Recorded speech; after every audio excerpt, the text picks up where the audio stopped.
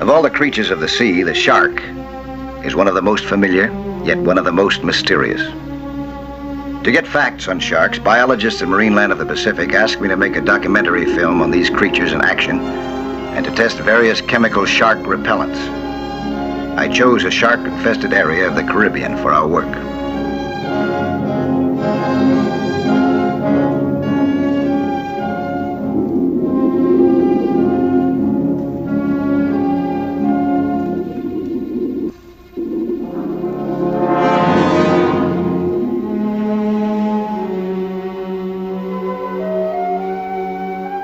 I hired 2 first-class underwater cameramen, chartered a well-equipped boat, and had a special cage built for us of steel bars.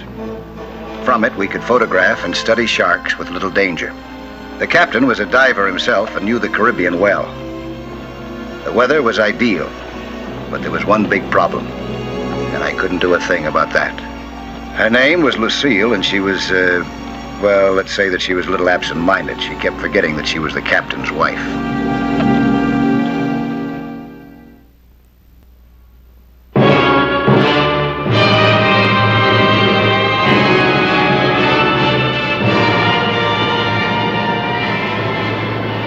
If you like working with those New York models so much, why are you out here photographing fish? Well, I wanted to cool off my camera. Oh, Ralph, you're cute.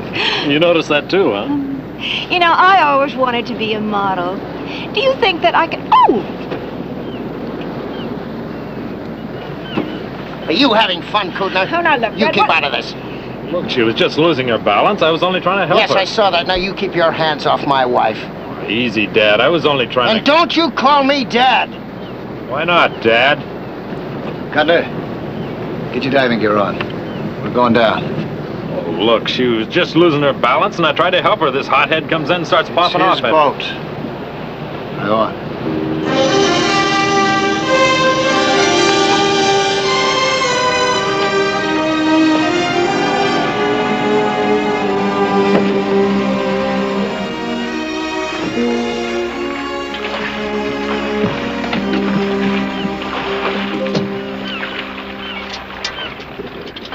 Mr. Marshall said to tell you we can lower the camera cage anytime you're ready. Okay, Doggett. I'll get the shark repellent, huh?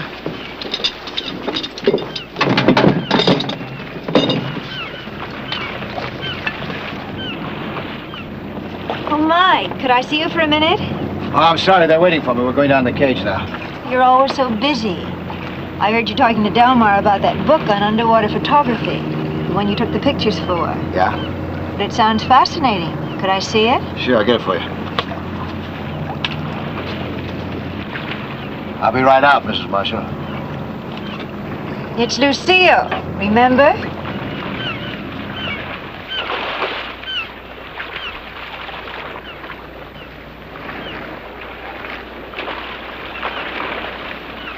Here we go again. I'm glad it's not me this time. Now, Marshall should have left her at home. He wouldn't be worrying about her every minute. Wouldn't he? There you are. Oh, thank you. My? You know, it sounds strange, but with all the diving that Brent's done, I've never been the slightest bit interested. Until this trip. Oh, look, here's your name. Yeah, those are some pictures I took from Marine Land last year. Oh, they look thrilling. I wish you could tell me how you took every single one. Yeah, later. I got work to do now.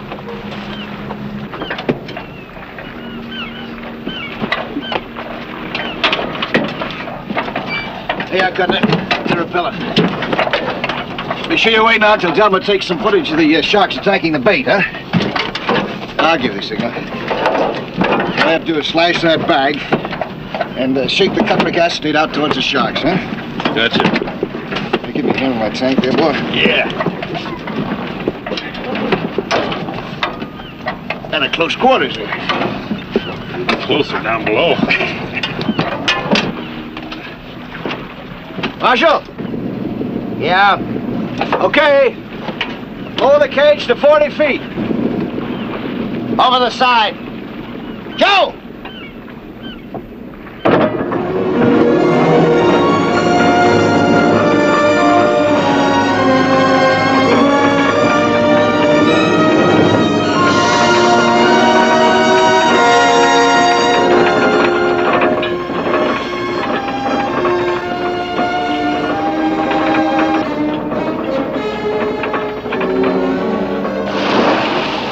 The scientists had insisted that we work with a cage, and they were right. Sharks are always dangerous. But my own experience had been that they won't attack a diver with an air lung unless he molests them or unless they're in a feeding frenzy. Before this trip was over, I was reminded that a man can be a dangerous creature too, and sometimes more treacherous than a shark. We stopped at 40 feet, about halfway to the bottom. We didn't have to wait long. Even before we put out our bait, sharks began to converge in the cage.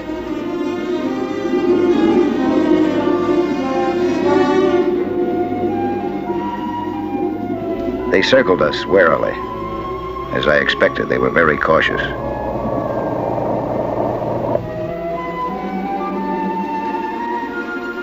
Delmar signaled that the camera wasn't working. Underwater, it was hard to tell what was wrong with the camera, so I figured that we might as well surface. I released a signal buoy.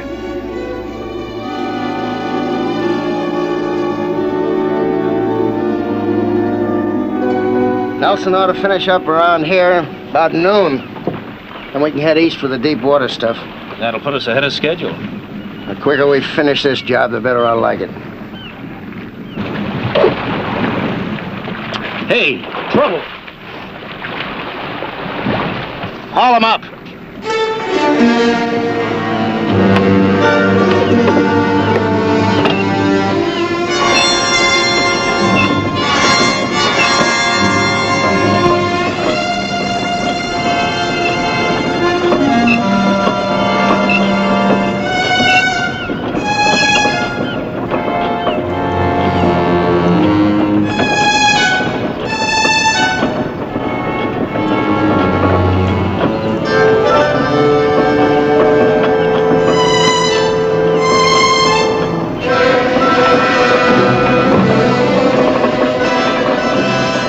Delmar and Kuttner checked the camera and found it could be repaired. But it would take time, and with the tension growing on the boat, I didn't think it was wise to fall behind schedule.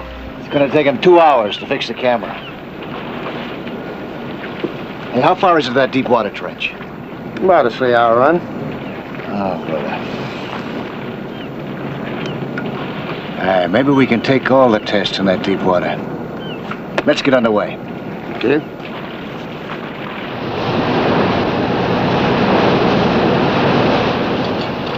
Mike, this book you gave me is just fascinating. Well, I'm glad you like it. Brett never told me how beautiful it was down there. Oh, it isn't always. I mean, not everywhere. It's just like on land. You know, I never had one of these on. Oh, Mike, you've got to teach me how to skin dive. Your husband's an expert. He's the man to teach you how to do that. Oh, with Brent, everything is business. If you taught me, it would be so much fun. And I learned very quickly.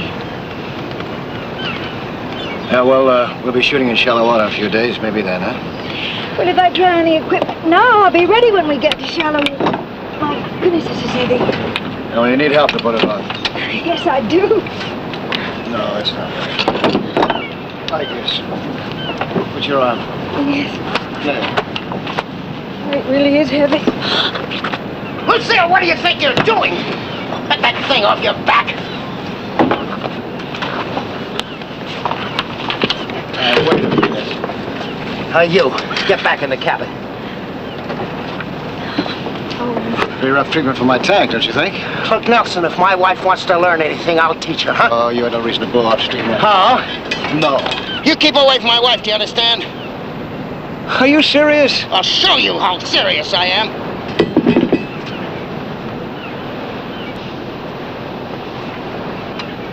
You're making a fool of yourself, Marshal.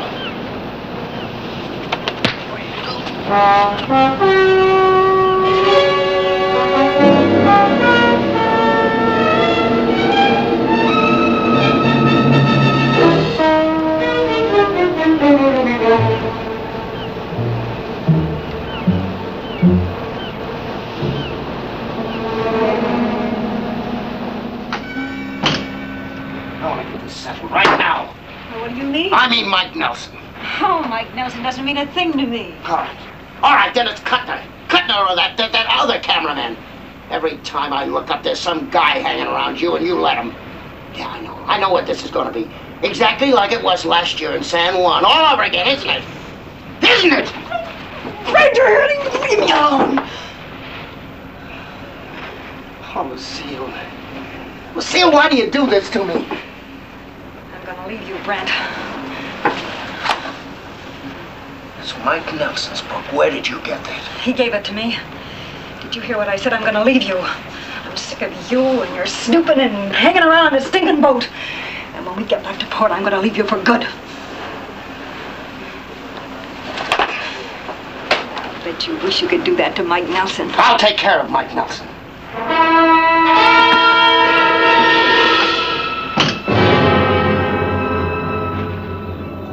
We anchored in deep water and went down again for tests and pictures. Marshall seemed to have calmed down.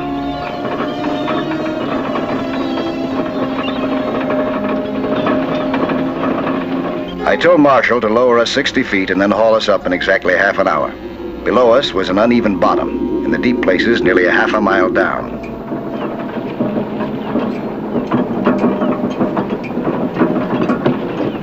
That's 60 feet, Mr. Marshall. Okay. Well, nothing to do now for 30 minutes. No. I think I'll take a look in on my wife. She's got a headache. Okay, Mr. Marshall. I won't be gone long, but you stick close to that winch and keep your eye on the water. Signal float bobs up, you know what to do. Sure. Call him up.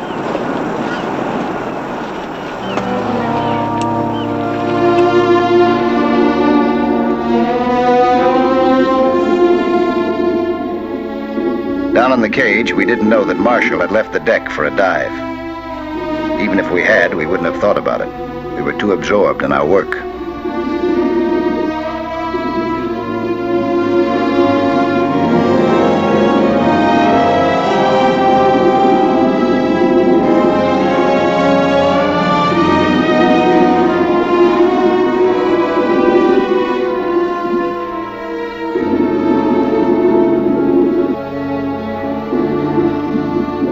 For a while, the water seemed deserted.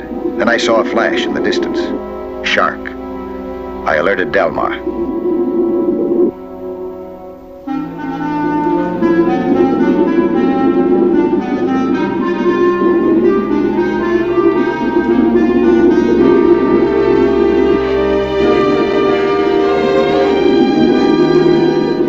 I thought that we'd get some good shots this time, but we had another problem. Delmar had left his light meter topside. The quickest solution was for one of us to surface and get the meter. Since I had had a little more experience with sharks than the others, I went myself. As I started up, I was surprised to see Marshall, but I figured that he was checking the line. When I saw the knife in his hand and realized what he was doing, a sudden chill ran through me. He was cutting the line.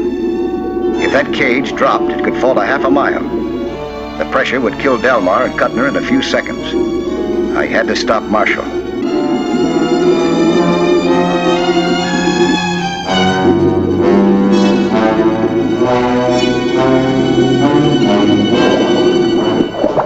But I was too late. The weakened line snapped, and the cage plummeted down.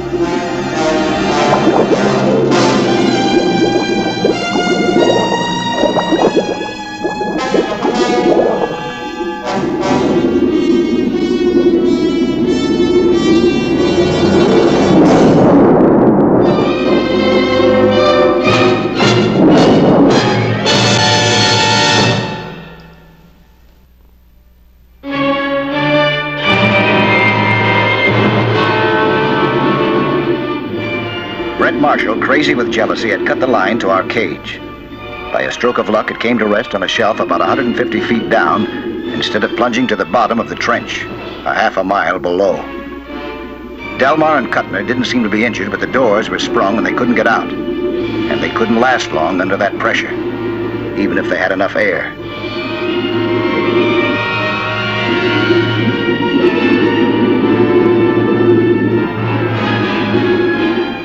We had to lift that cage, or get them out of it, and soon. Every minute counted, and there weren't many left. How's your headache, Mrs. Marshall? My headache? I'd sure have one if I stayed below any longer. Where's Brent?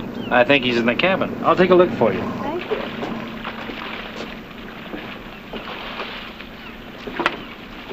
The line's broke. Get the skipper quick. That cage could drop down 1,000 feet. There's one of them.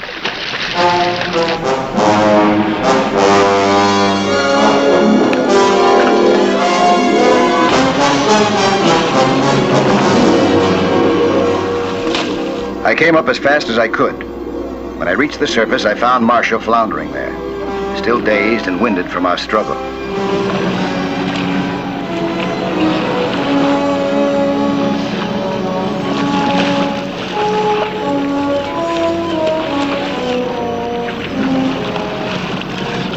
All hands in!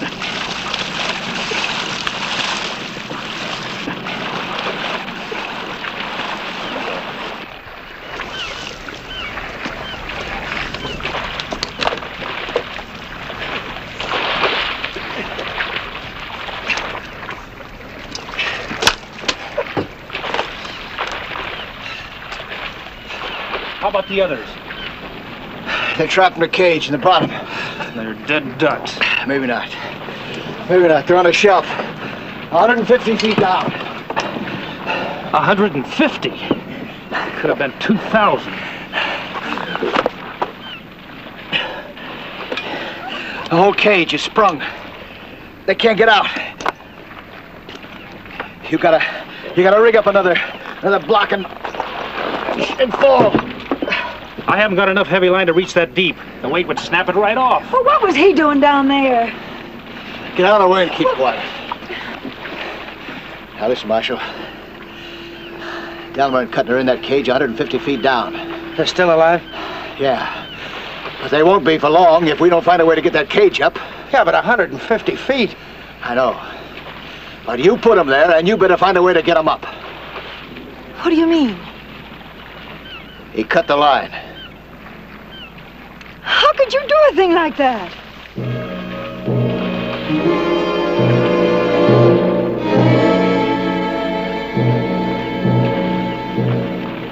Marshal, they got less than a half an hour of air left. Now, what are you going to do? I'll see if I can contact a ship with enough line to lift that cage. Doggin, make a rig out of what you got. In the meantime, sharks kept circling the cage menacingly.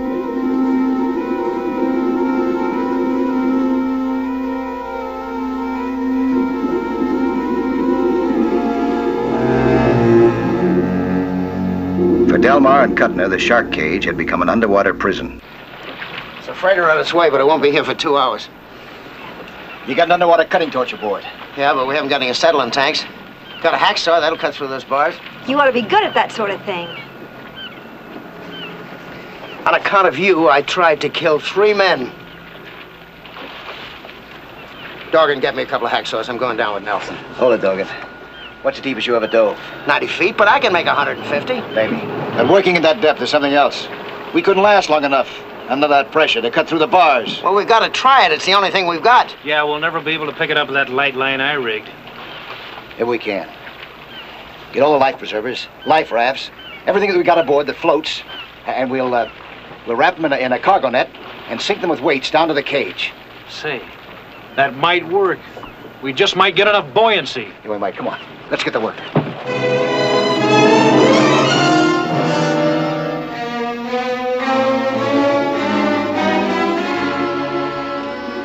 Dorgan put together the strongest long line that he could with what he had, but I knew it wouldn't be strong enough by itself.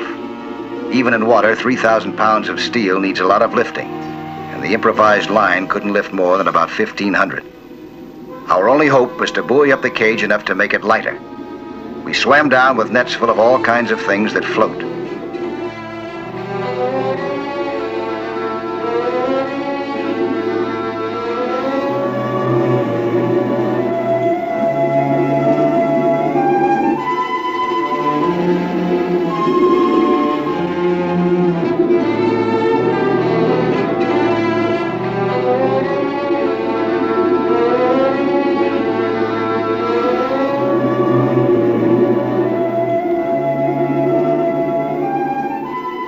Trying to work fast at that depth was the hardest physical labor that I've ever done. Every move was agony.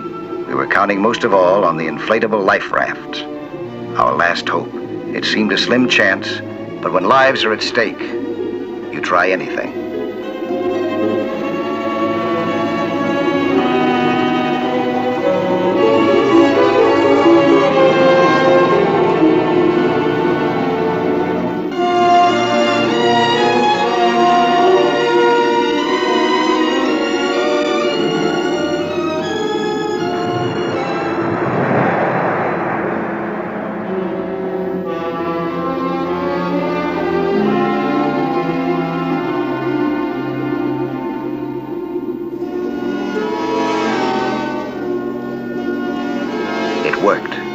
It worked so well, the cage was rising too fast.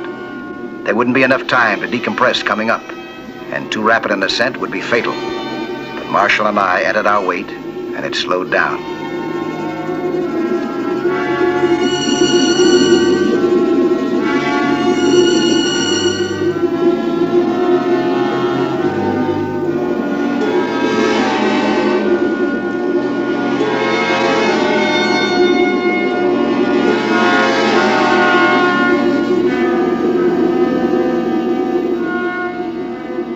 I was wondering if our air would last long enough to get us all to the top when I saw Delmar signaling in panic and Marshall going to his side. Delmar was out of air.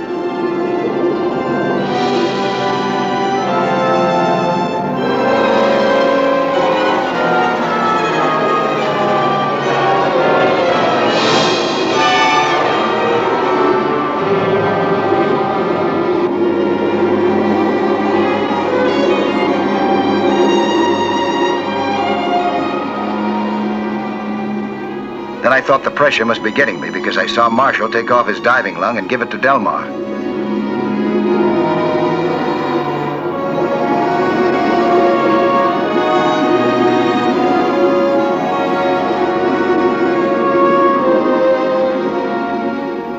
When he was sure that Delmar was breathing normally, Marshall took one last breath himself and started up. He tried desperately to make a free ascent, but I knew that it was hopeless. He must have known, too. It was too far to go on one breath, and he had been down too long.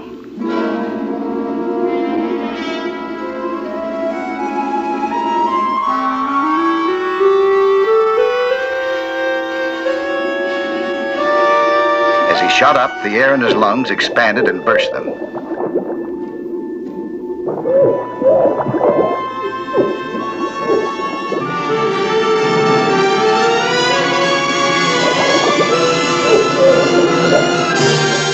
Few seconds, it was all over for him.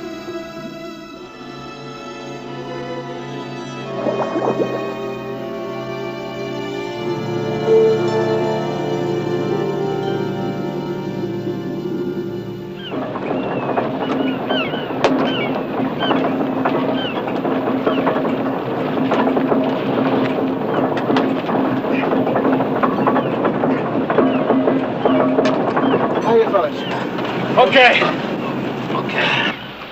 We made Delmar and Kuttner as comfortable as possible and headed for port. And Lucille bore up well under her grief.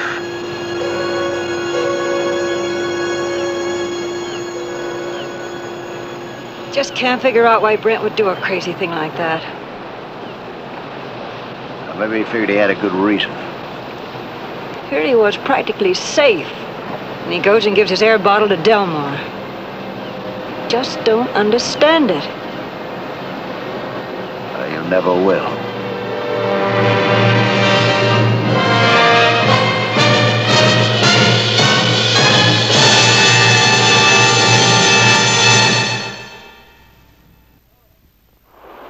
Hello there.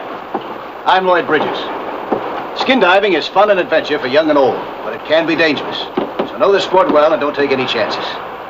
Be with you next week for another exciting sea hunt.